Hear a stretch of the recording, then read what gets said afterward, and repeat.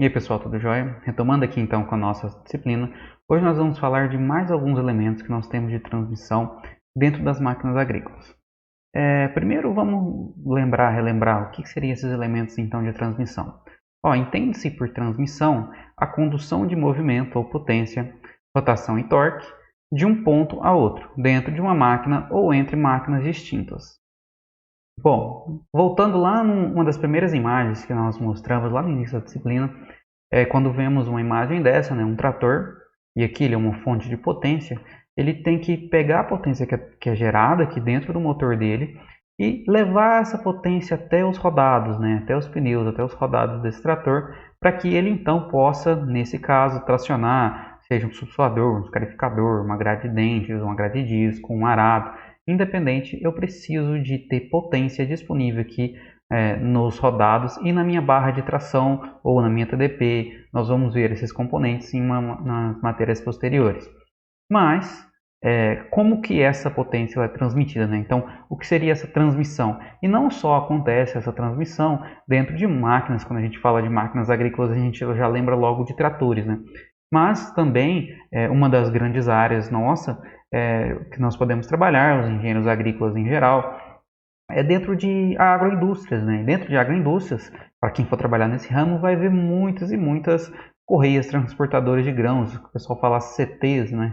Então, dentro dessas agroindústrias, lá vocês também vão ter vários elementos de transmissão, e não só os elementos de transmissão, mas lá vai lidar com manutenção de rolamentos, troca de rolamentos, correntes, correias, e assim por diante, de algumas outras. Mas então, para a gente entrar um pouco aqui, né, no tema da aula de hoje, a gente tem que começar a diferenciar alguns conceitos, né? Dentre eles, por exemplo, seria eixo e árvores, né? O que é um eixo, o que é uma árvore? Bom, aqui a gente olha uma carroceria, um chassi de uma caminhonete, provavelmente, e aqui eu sei que é o motor dela. Lembra lá, nas aulas anteriores nós já vimos essas divisões. Então, após o motor, eu sei que aqui vai vir a embreagem e logo após a embreagem eu vou ter a caixa de mudança de marchas ou câmbio, a caixa de transmissão. Após essa, eu tenho aqui algum elemento que vai transmitir essa potência aqui que está vindo lá do motor e vai ser levada lá para trás, que é essa daqui que seria a caixa do diferencial ou o diferencial. Então, isso daqui a gente chama de cardan. É comum de falarmos eixo cardan, e às vezes até eu falo também, mas essa não é a denominação mais correta, pois o nome correto seria a de árvore cardan. Mas é comum de se ouvir o pessoal falando, e acaba que nós falamos também erroneamente, de eixo cardan. Mas o eixo seria isso daqui. Isso daqui é o eixo, é o que apoia as rodas. A árvore é essa daqui, que transmite potência. Então, o conceito, eixo. Eixo é um elemento fixo não submetido a esforço de torção e que apenas suporta rodas, polias, etc. Então, o que tem aqui na carreta, lá como exemplo, tem elementos que suportam as rodas de uma carreta agrícola. Isso daqui, o que suporta as rodas dela, esse elemento aqui a gente chama de eixo. E árvore? O que seria árvore, né? Então, elemento que gira, transmitindo potência, portanto, é submetido a esforços de tração, torção. Então, isso daqui é uma árvore. Isso daqui é uma árvore. Aqui, lá no interior do motor, a gente chama essa estrutura aqui de árvore de manivelas, ou eixo virabrequim. Então, o nome comum, o pessoal fala eixo virabrequim, mas ele também pode ser conhecido como árvore de manivelas. E aqui seria uma árvore cardan também, que vai ter embaixo de caminhões, embaixo de caminhonetes. E esse daqui, nós já falamos bastante, é uma árvore, né, um cardan, que está acoplado a TDP, tomada de potência lá do trator. Então é um eixo estriado ali atrás do trator que transmite potência para máquinas agrícolas estacionárias ou não. E as rodas de atrito, né? As rodas de atrito têm sua aplicação em máquinas agrícolas e florestais. O que seriam essas rodas de atrito, então? Elas são duas superfícies, né, que estão uma em contato com a outra, que permite esse movimento. Então, note que aqui eu não tenho uma correia, eu não tenho uma corrente. Então, o giro dessa roda atrita com essa roda e gera um movimento.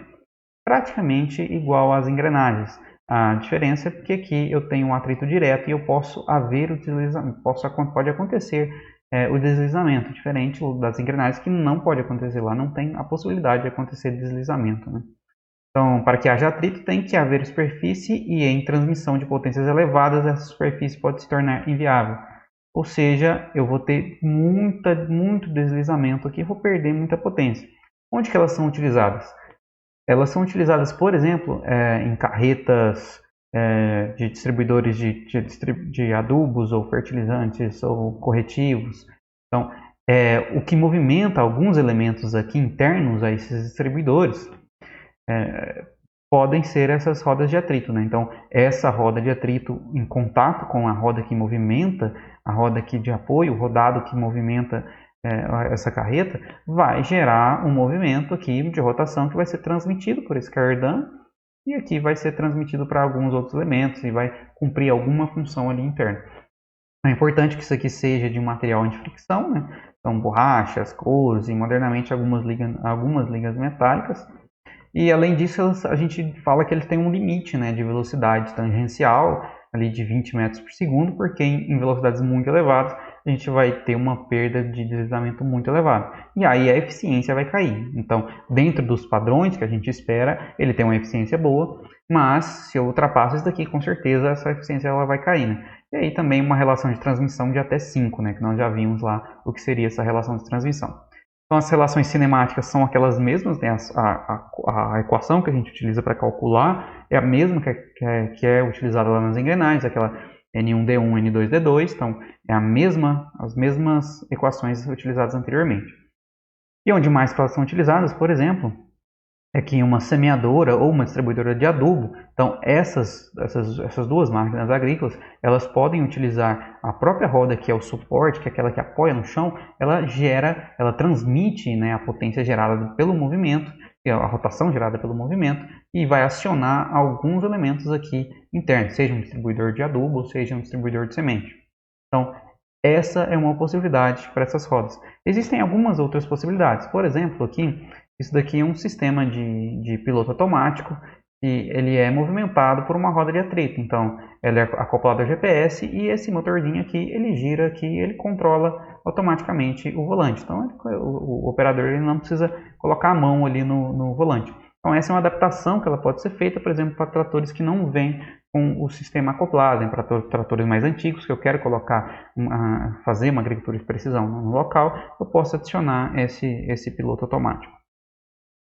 Outros elementos de transmissão que nós temos também são os cabos flexíveis, né? Então, comumente eles são aplicados em tração, né? Os tipos mais comuns são os cabos de aço e correntes correntes de tração e de elos soldados ou torcidos. O mais comum seria o cabo de aço e isso aqui pode ser tanto um elemento de transmissão, mas também pode ser um elemento para tração, né? Um cabo utilizado para tração. Como é que ele é constituído, né? Quais são as constituições dele? Então lá no meio, lembra lá do eletrodo, da solda, o nome do componente ficava bem ao meio, abaixo do revestimento, né, era alma. Aqui é a mesma forma, esse componente, ele também se chama alma. E aí aqui a gente tem os enrolamentos. Só um adendo, para essa aula nós temos um material, os slides que serão disponibilizados, eles estão mais completos do que a própria aula. Então eu fiz uma diminuição para que a aula fique um pouquinho mais proveitosa, a aula em vídeo, mas não deixem de acessar o material em PDF, pois o material em PDF ele está mais completo do que a aula, então ele tem uma parte mais de texto para auxiliá-los a estudar. Então isso daqui é feito com material trefilado a frio, nós também já estudamos o que seria a trefilação, né? É uma forma de conformação. Então isso daqui é muito utilizado também dentro da área agrícola em geral, ou na área de agroindústrias, né? Então é empregado em equipamentos de transporte, elevação de cargas, elevadores, escavadeiras, pontes rolantes. Então aqui eu posso ter vários cabos de aço e em várias situações diferentes eu posso ter esse tipo de elemento. Uma outra componente também que é muito importante, que acaba sendo utilizado sempre que você vê um trator acoplado a alguma máquina agrícola, que está acoplado ali pela TDP, nós vamos ter essas juntas universais. Essa junta universal ela é composta então pelo garfo, aqui, garfo com luva entelhada, a cruzeta, que é o elemento que fica lá no meio, e o outro garfo também, garfo intermediário, da árvore intermediária, que é o que vai acoplar. Então, um vai estar acoplado à árvore, que é o cardan, que está sendo transmitindo a potência, e o outro está acoplado diretamente lá na TDP. Então, junta universal, aqui a gente tem uma árvore telescópio. Isso aqui é como que acontece lá atrás dos tratores agrícolas, né? Só para a gente ter uma noção de como isso funciona, um vídeo que vai ilustrar os componentes, né? Então a cruzeta e os garfos. Então, assim ele permite alterar o ângulo, né, de transmissão da rotação, né? Então, note aqui que esse ângulo ele é ajustável, né? Eu posso alterar esse ângulo aqui, aumentando ou diminuindo. A TDP, então, é aquela que está acoplada lá na parte de trás do trator. Então, lá na parte de trás, eu saio com essa árvore cardan aqui, e aqui tem as juntas universais que eu acabei de mostrar, tanto nessa ponta quanto naquela ponta. Então, aqui nos dois lados nós vamos ter essas juntas universais. Então, elas permitem, por exemplo, quando vocês veem um trator acoplado nele uma roçadora, dessas aqui, por exemplo, fazendo limpeza de terrenos na cidade, a prefeitura às vezes faz isso. Em alguns momentos o trator ele precisa erguer, ele precisa levantar aquela roçadora para fazer o transporte dela. Essa máquina agrícola, por exemplo. No momento que ele levanta, né, o operador ele não vai lá e desacopla isso daqui, pelo contrário, isso daqui fica sempre acoplado e no momento que ele abaixa ele já inicia o trabalho. Então, essa árvore cardan, ela tem que ter essas juntas universais que vão permitir a alteração desse ângulo. Então, o trator vai acoplar isso daqui, o operador vai acoplar e vai permitir esse movimento. Então, eu posso acompanhar também o terreno. Imagine que você está trabalhando num terreno acidentado e o trator é essa estrutura e que a roçadora que está atrás aqui ou qualquer outra máquina agrícola ela tem que acompanhar. E no momento que ela baixa ou levanta, a potência, a rotação que está sendo transmitida, ela tem que continuar a ser transmitida para a operação não parar. Aqui ó, os componentes, né, como é que eles são, e aqui onde que ela está acoplada. Então ela tem geralmente essa travinha aqui que a gente vai apertar ela para poder fazer o encaixe dela na traseira lá na TDP, né, no eixo estriado. Então isso daqui que seria a ponta lá da árvore, né, da TDP, que é estriada aqui, que auxilia esse acoplamento, e tem esse botãozinho que vai fazer essa trava no momento de fazer o acoplamento. Então, como é que ela funciona? Ela funciona justamente aqui. Imagina que isso aqui seja o trator, ela está transmitindo a potência aqui, né, nesse movimento. Ok? Então, esse ângulo aqui ele é ajustável, ele vai ser ajustado. E aí a gente quer que esse aqui ele tenha essa articulação, né, justamente para que em qualquer terreno eu continue a operação ela não seja interrompida. Aqui no caso, esse daqui é uma roçadora um pouco mais larga ainda, né, de maior capacidade aqui, de largura de trabalho. E aí eu vou ter o terreno variando e a altura aqui que vai variar. Então, em alguns momentos ela vai estar mais baixa, mais alta ou mais baixa, dependendo de como está o terreno. E a operação ela tem que continuar, ela não pode parar, né? E são vários os implementos e as máquinas agrícolas, né, que utilizam esse sistema de acoplamento na TDP, né, tomada de potência ou tomada de força. E aí, aqui desde um pulverizador de solo, um distribuidor de adubo, então é comum de se utilizar isso acoplado ali no cardan da TDP. E aí, vamos ver como é que isso funciona, né? Essa junta, geralmente, ela é uma junta telescópica, porque no momento lá que eu altero o ângulo, o comprimento desse cardan, ele vai precisar ser alterado. Então, se ele é alterado aqui o comprimento, eu preciso manter o movimento quando eu passo em alguma imperfeição do solo, e apesar de manter o movimento, eu vou ter que alterar, né? Para que o movimento seja mantido, eu vou ter que alterar o comprimento e vou, em alguns momentos, alterar o ângulo aqui também. Então, note aqui como funciona, né, os elementos aqui do garfo, a cruzeta, e como é que funciona essa junta universal. Isso aqui é o que tem presente aí como que os tratores acionam as máquinas agrícolas, né? E é importante a gente se atentar que quando esse ângulo aqui varia, então ó, quando esse pulverizador, esse turboatomizador, ele passa em algum nível do terreno, algum defeito do terreno, ele vai fazer um movimento assim, ó, angular. Quando ele faz esse movimento, eu altero esse ângulo aqui também. E quando eu altero esse ângulo, eu vou causar problemas de pulsação lá no eixo aqui, no cardan na árvore do Cardan aqui e nas juntas universais. O que é isso? Com a alteração desse ângulo, eu posso gerar alguns, como se fossem pulsos, né? E esses pulsos eles vão forçar os mancais, tanto das estruturas aqui que estão no TDP, no trator, né? Quanto dos mancais que estão aqui nas máquinas agrícolas. Então, para que esses ângulos eles sejam minimizados, existe uma forma para que se monte as duas juntas universais, uma na ponta de cada uma. Só para demonstrar, né, o ângulo que a gente fala é justamente esse ângulo aqui, ó, é o ângulo de variação que tem entre o trator e a máquina agrícola. Então, em alguns momentos, o terreno vai fazer essa variação. Então, é importante que essas juntas universais aqui, elas estejam acopladas na maneira correta para que eu não tenha essas pulsações. Como eu disse, o material em anexo, em PDF, lá ele tem um link de um vídeo que ele vai demonstrar com muita clareza como que acontece essas pulsações, né? Quando eu altero esse ângulo, né, o ângulo que fica entre a fonte aqui, a movida e a motora, né, a fonte de potência e aquilo onde eu estou transmitindo, quando eu altero esse ângulo aqui, como que essas pulsações acontecem. Então não deixem de assistir ao vídeo lá. Então, o ideal, a forma correta de se montar essas juntas, elas têm que estar nessa posição para justamente que eu não tenha essas pulsações ou essas diferenças, né, esses impactos que vão acometer aqui nos mancais, tanto da TDP quanto da máquina agrícola que está acoplada aqui. Então, essa é a posição correta. Ó. Note o que mudou dessa imagem para essa imagem. Ele pegou esse garfo aqui da junta universal e deu um giro de 90 graus nele. Quando ele deu um giro de 90 graus, você não consegue mais enxergar esse vão. Ó. Agora esse vão está tampado. Então, olha, a forma correta seria essa, né? Então, aqui com o vão exposto e aqui o vão aqui exposto. Esse está com o vão exposto, mas esse aqui não está com o vão exposto. Ok? Então, a forma correta é com os vãos paralelos, né? Então, da forma que eu consigo enxergar aqui dos dois lados e não aqui 90 graus entre eles, né? Então, essa aqui seria a forma incorreta. Assistam o vídeo que vocês vão entender um pouco sobre essas pulsações.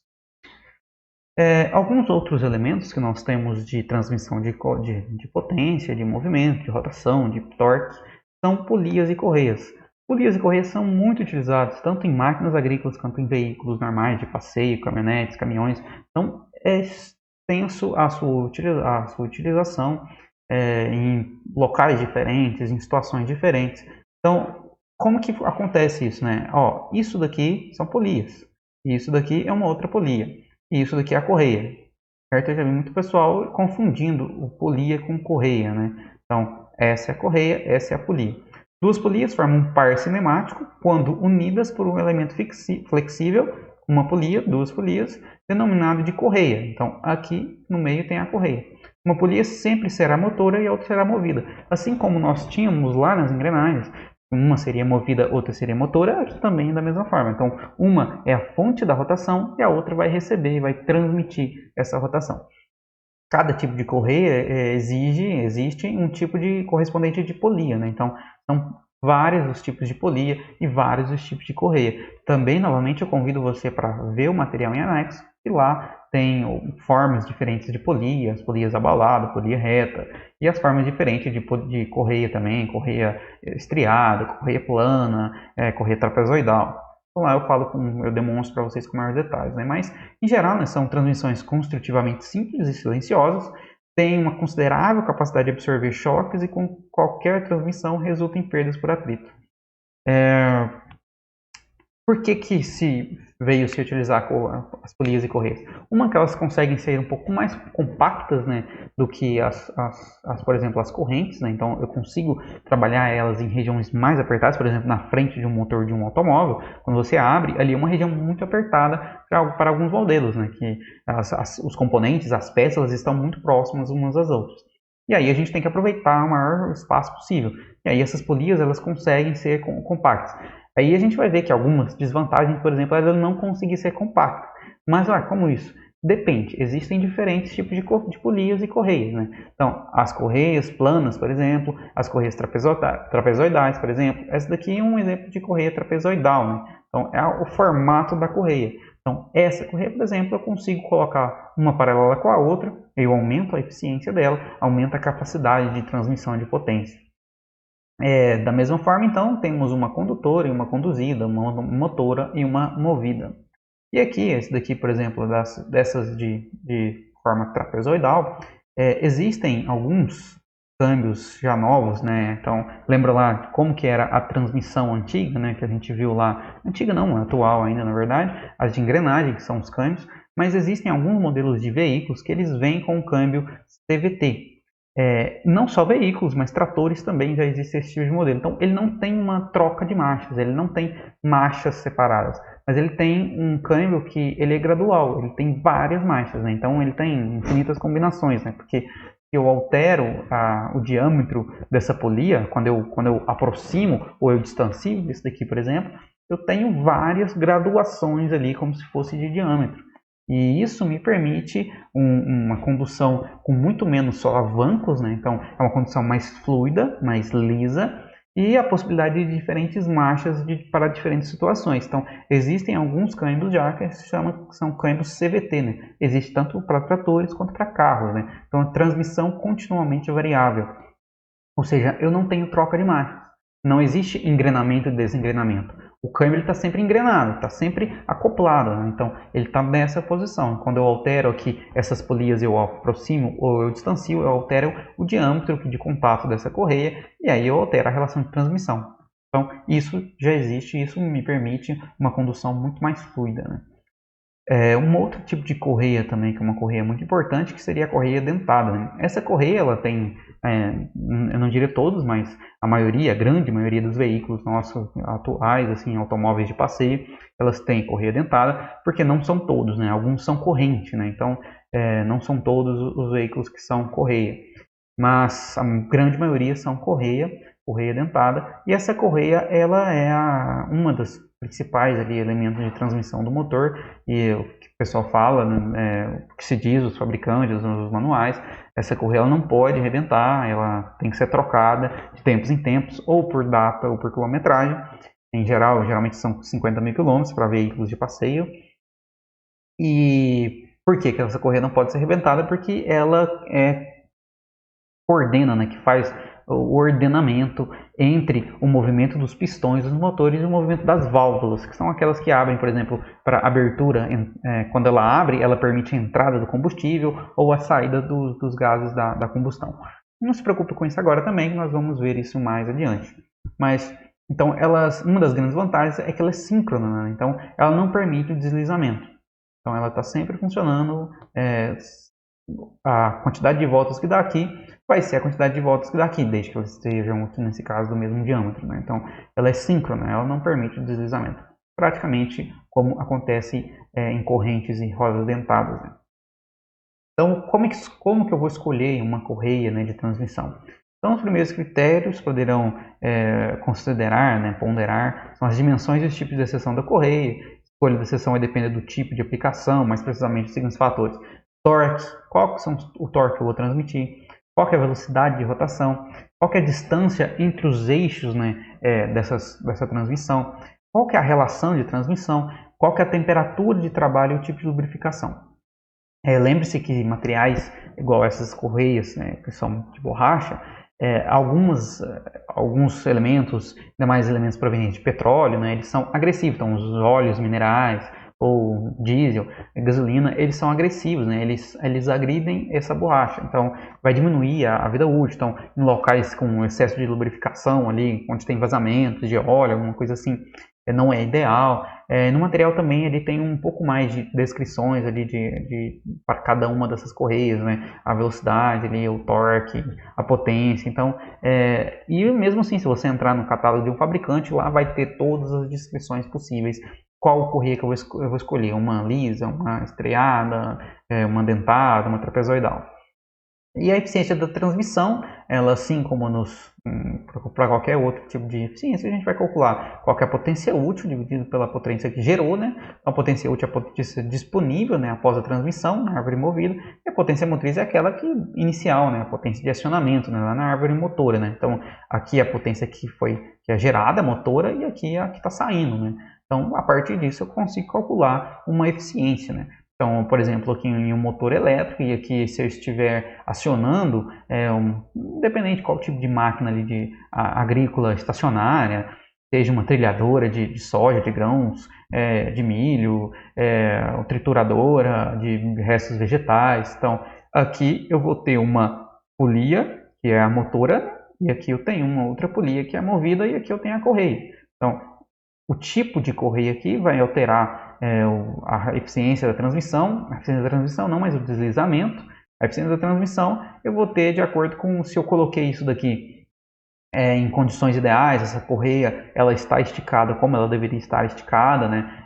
Até uma das vamos dizer assim, que são das desvantagens, né, de se utilizar correias, é porque elas acabam forçando um pouco mais aqui os eixos, né, por conta justamente dessa, que a correia ela tem que trabalhar esticada, né, e aí como ela trabalha esticada, ela acaba forçando, né, tracionando os eixos numa força aqui de flexão. Cálculos, assim como nós vimos lá nos cálculos de engrenagem, também são os mesmos, não tem muita novidade por aqui. E o que diferencia agora é que eu preciso calcular qual que é o comprimento da correia ideal, né? Então, para isso, eu tenho que ter a distância entre o centro das árvores, né? Qual que é a distância entre uma ponta de eixo e outra, né? Uma árvore e outra, o diâmetro primitivo das polias e a partir do centro das correias trapezoidal, né? No caso disso aqui. Então, aqui, esse diâmetro aqui, eu vou pegar lá no fabricante, lá ele vai me dar o diâmetro, eu mesmo meço ali com um paquímetro, que vocês já aprenderam a utilizar também. E aí eu consigo determinar qual que seria o comprimento ideal, qual polia, qual correia que eu vou comprar para esse par de polias, né? Algumas vantagens, então, né, comparativamente a outros sistemas de transmissão, de engrenagem, correntes, né? Elas são mais flexíveis, elas são mais silenciosas, por isso que elas vieram crescendo mais a utilização, né, nos carros modernos, né, assim, de anos para cá, que veio substituindo as correntes, justamente por conta por ser mais silenciosas, né? Não precisam de lubrificação, não exigem um eixo paralelo. Vocês vão ver lá no material complementar que eu posso ter eixos em ângulos, né? E aí, dependendo do tipo da correia, eu posso aumentar ou diminuir o ângulo. Representa a opção mais econômica, se houver uma grande distância entre os eixos. Econômica, que esse acento aqui está meio variado, né? Proteção contra sobrecargas e obstruções.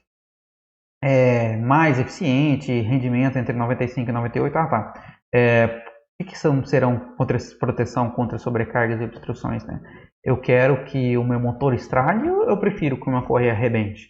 Eu prefiro que a correia arrebente. Se a correia arrebentar, é mais fácil, que eu vou só fazer a substituição da correia e pronto, acabou. É uma substituição muito mais barata. Mas se eu chegasse no caso de eu estragar, danificar meu motor porque a correia era muito resistente, seria muito mais caro eu ter que arrumar o motor do que eu ter que fazer uma manutenção na correia, né?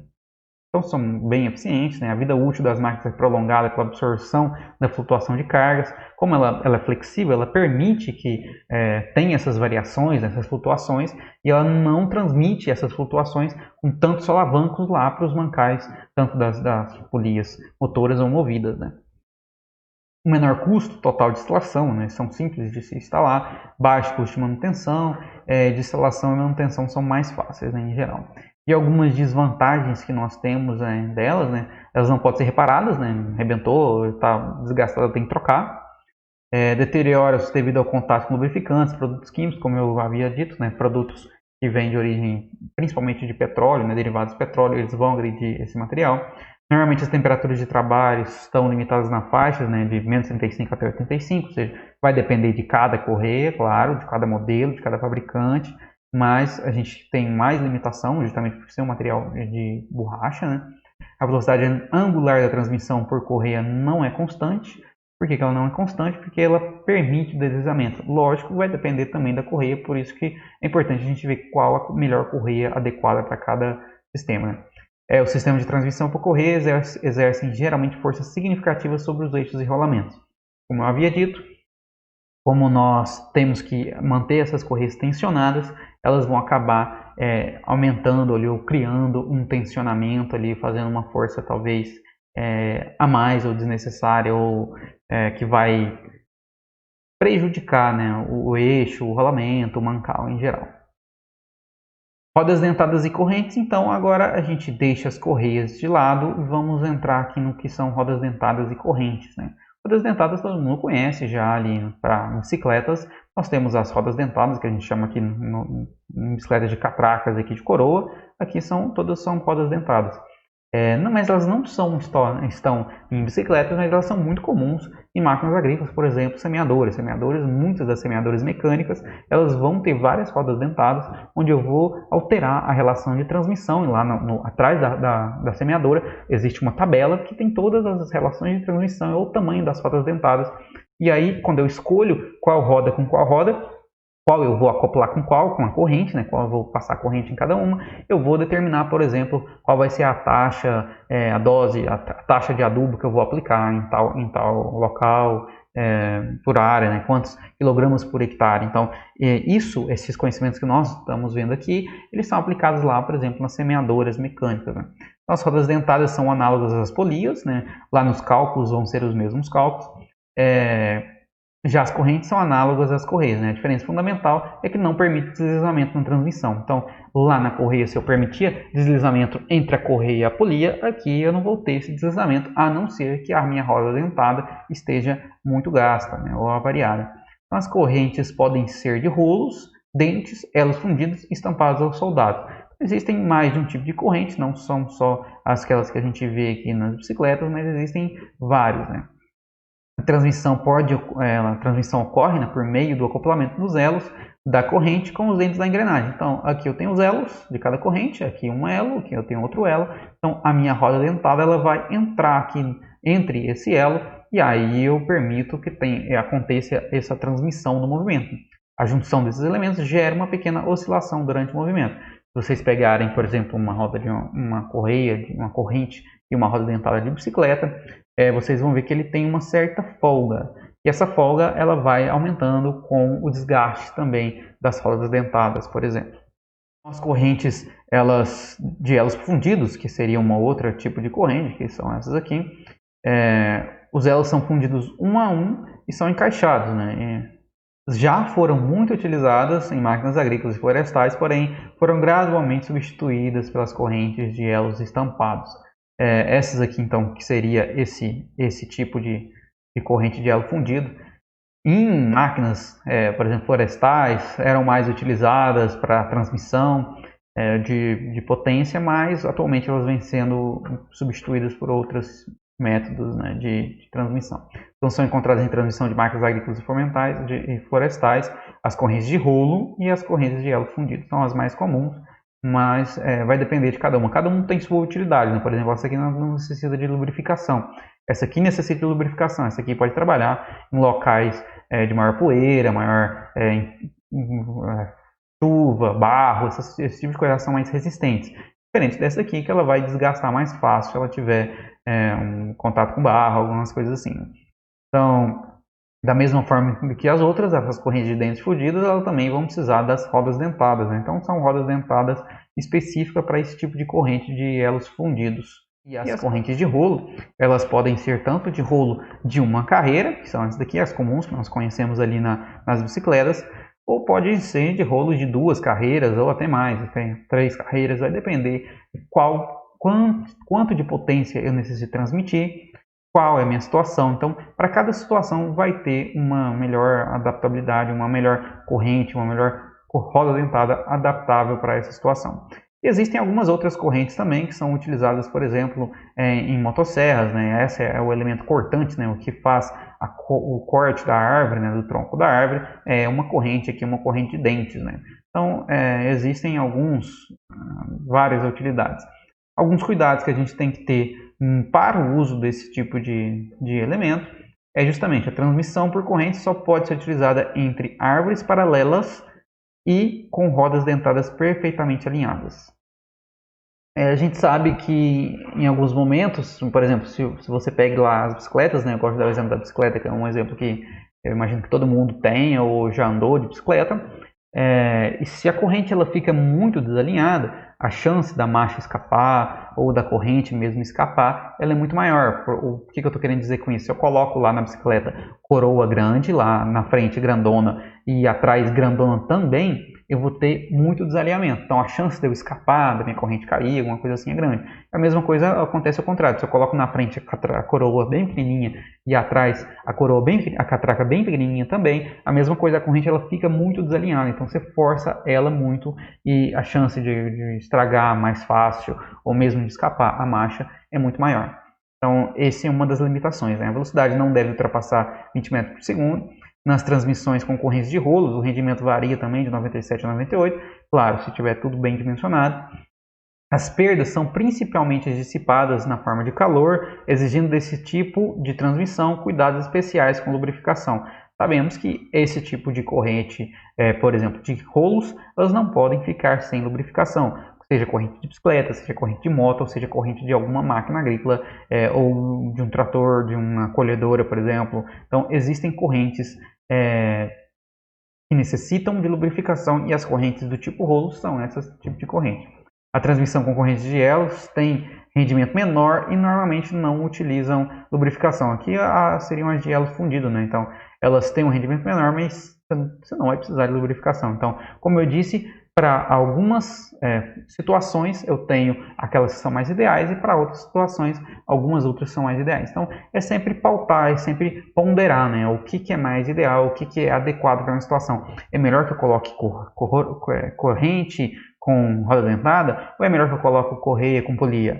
Então vai depender de qual é a minha situação, né? Qual espaço que eu tenho disponível, qual vai ser a rotação.